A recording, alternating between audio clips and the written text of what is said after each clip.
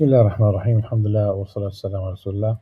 We continue reading from Imam Al-Ghazali's Jawah al-Qur'an, the Jews of the Qur'an. We have reached chapter 5, stemming off the sciences of the ancients and the moderns from the Qur'an. في كيفية انشعاب علم الأولين منه والآخرين. Immediately one thinks of the ancients and the moderns. It might be problematic to think even when we talk about the Islamic history, when in Europe when the epoch is medieval times in Europe, it is still really the very beginning of Islam. We don't talk about religion, I'm talking about the history, about the civilization. So one should be careful about the terminology, because when we say moderns, people will think about modernity. There is no way. But Imam Ghazali is speaking about his time. And this is ongoing, while Ilm al-Awwalin will always be the same.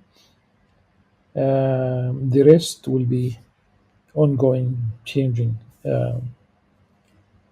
as long as life on earth continues. He says, Rahmahullah, perhaps you will say, tell me the reason why you have limited sciences to these only when there are many sciences besides them. That is, the sciences of medicine, of the stars, of the shapes of the universe. The shapes of the universe, Hayat al-Alam, it's really about the natural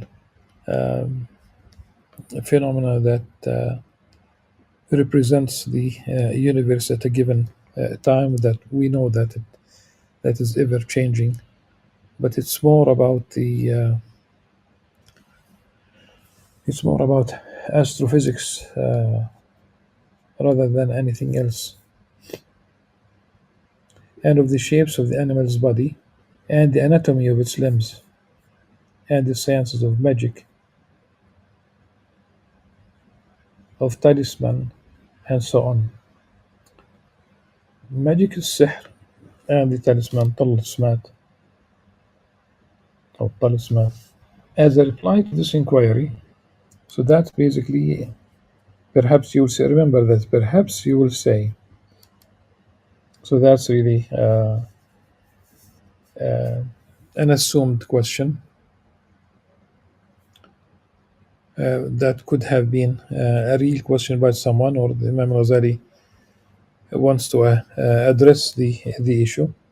The response to this, فَعْلَمْ, as a reply to this inquiry, know that we only indicated the religious sciences, the existence of the origin of which in the universe is necessary in order that traversing the path to God and journeying towards Him may become easy.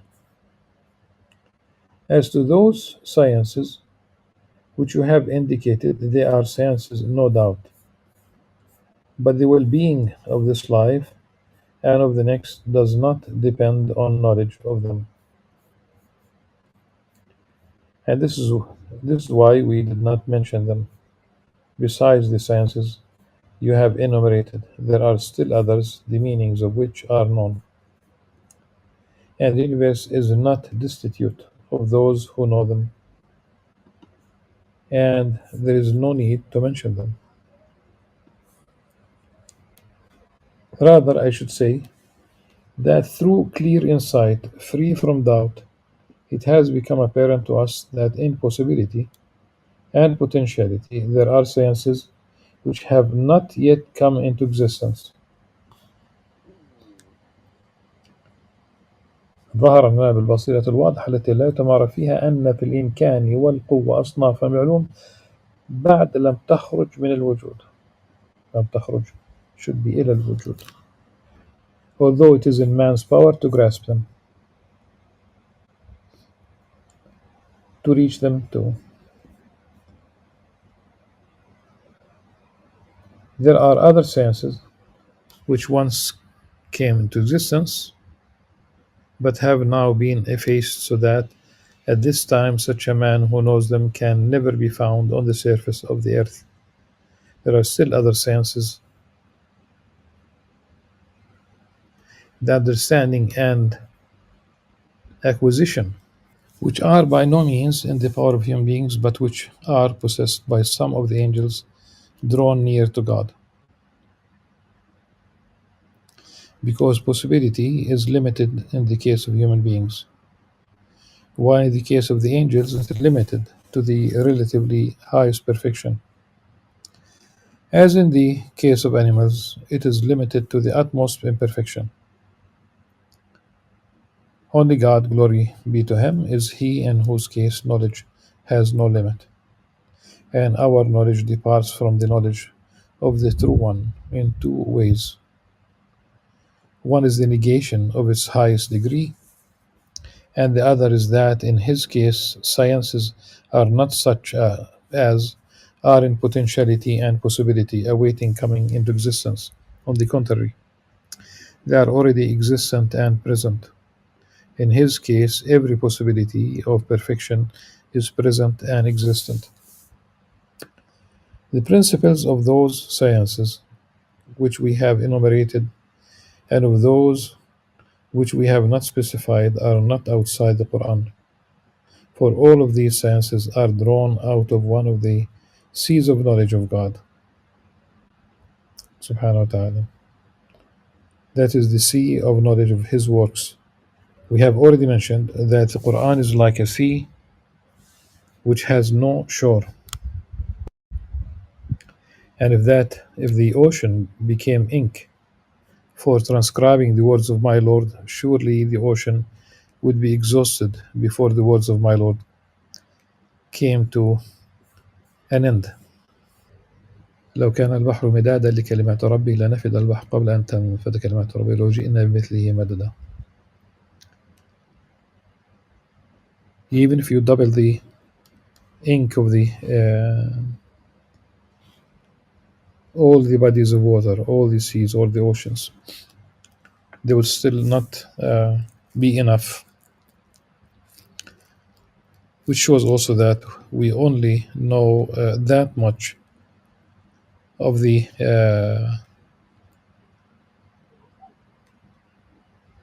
creation of God's of the creatures, animate and inanimate, of the universe at large. And this is important. It is important to remember that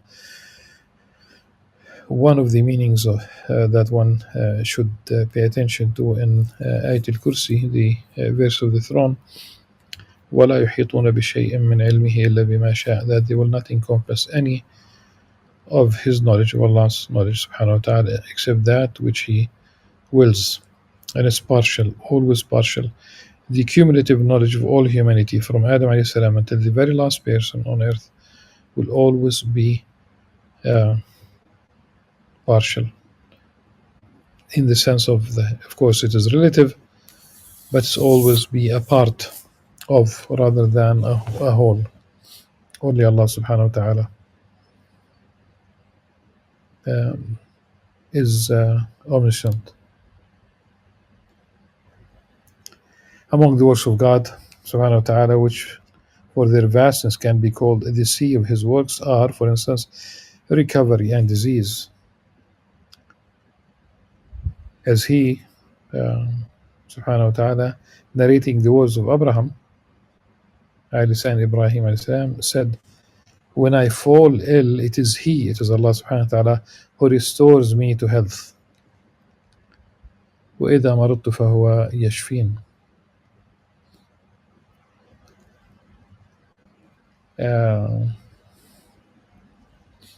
Even when you accurately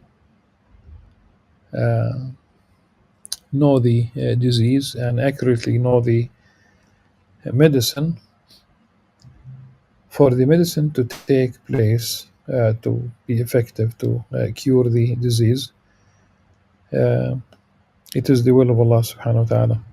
Allah subhanahu wa ta'ala created disease and created medicine. I remember at the International Islamic University in Malaysia, at the clinic,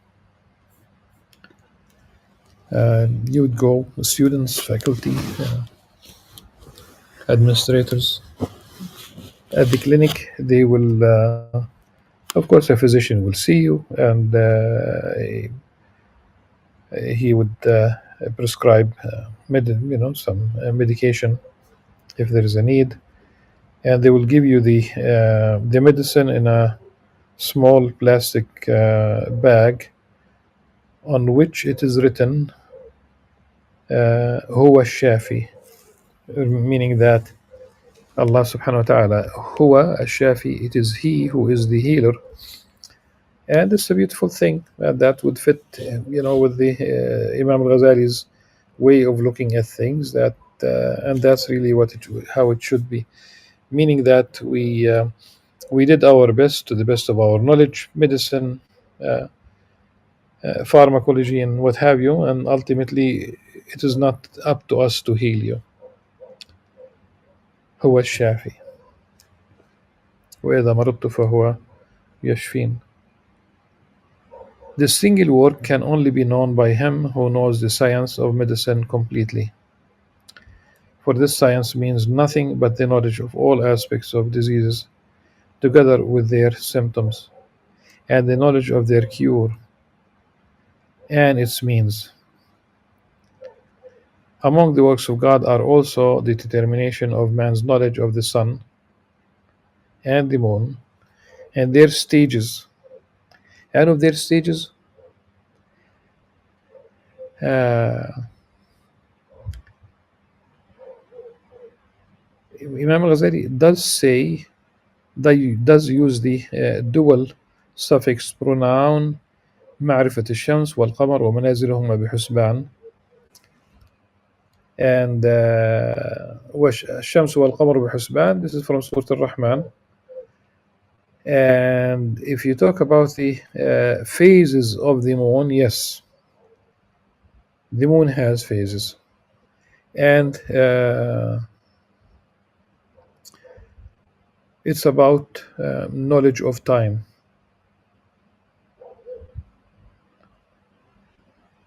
لتعلموا عدد السنين والحساب, so that you would know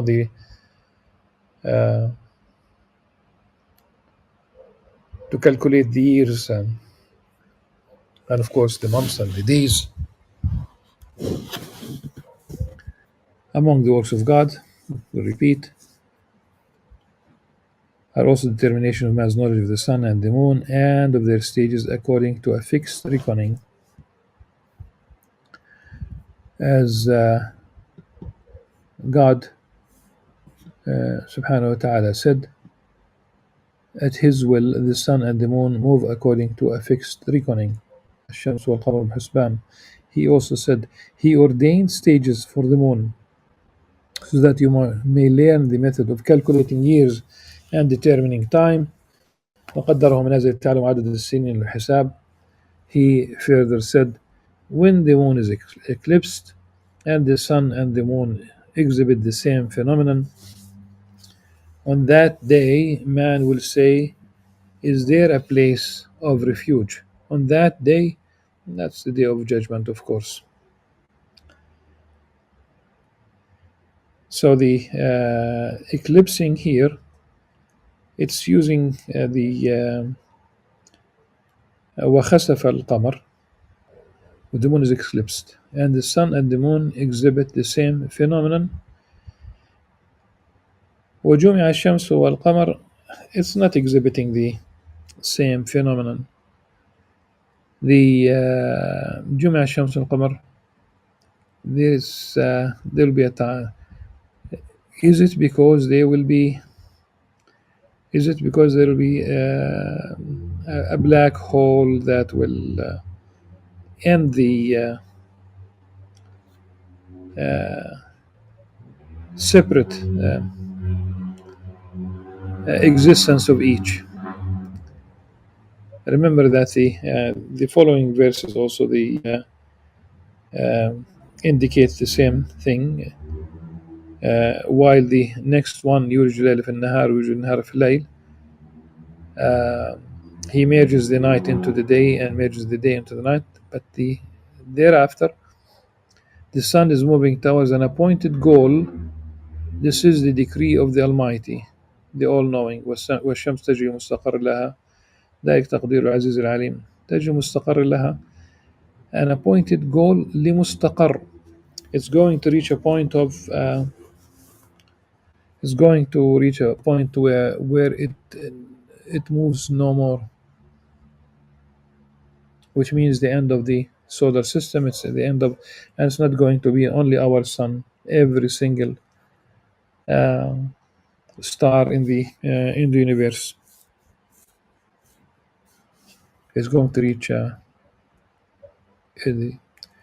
its end.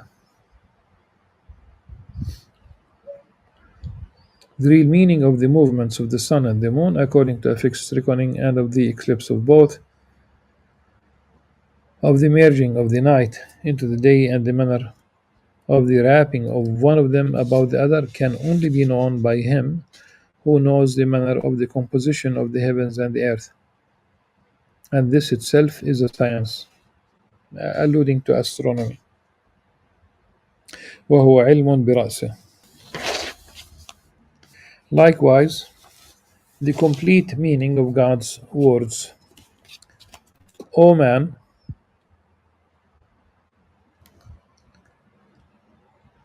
what has deceived you concerning your gracious Lord, who created you, then perfected you, then proportioned you aright?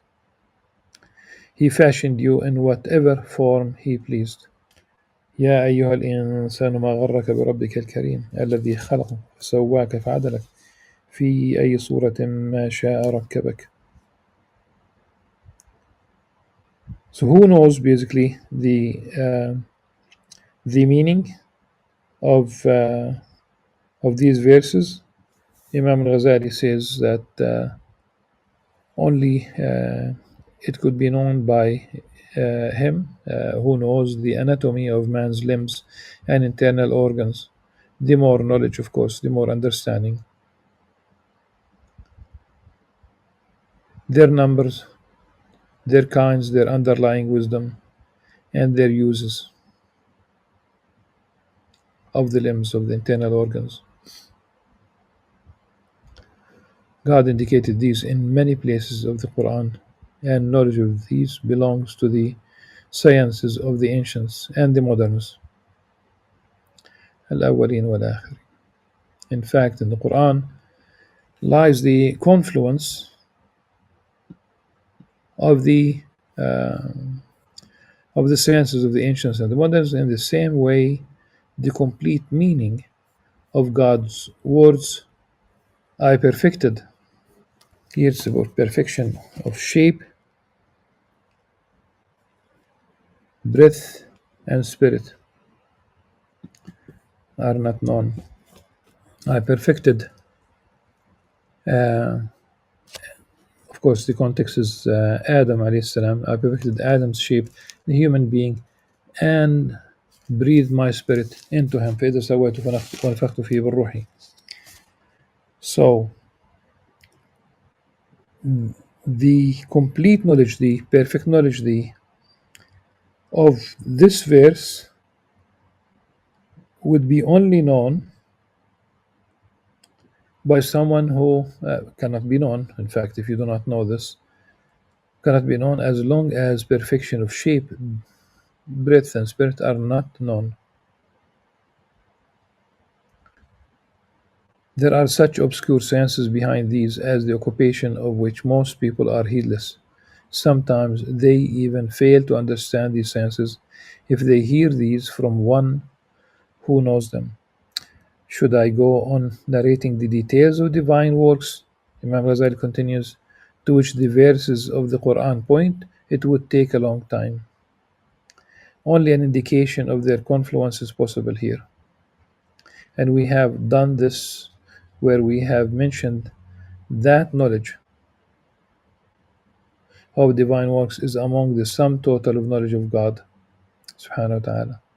That sum total includes these details, The sum total includes these details. Likewise, every division we have briefly described will, if further divided, be branched off into many details. Reflect, then, on the Qur'an and seek its wonderful meanings, so that by chance you may encounter in it the confluence of the sciences of the ancients and the moderns, and the sum total of their beginnings. Reflection of the Quran is intended only for reaching from Reflection of the Quran is intended only for reaching from the brief description of these sciences to their detailed knowledge, which is like an ocean that has no shore. So it's an invitation to ponder upon the meaning of these verses, where there will be more details, and this is why, as a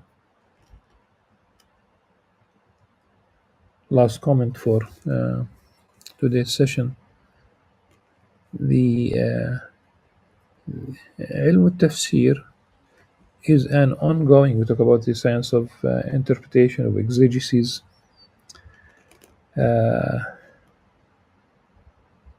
It's ongoing, and this is why we don't have in Islam canonized texts of tafsir. We don't have that.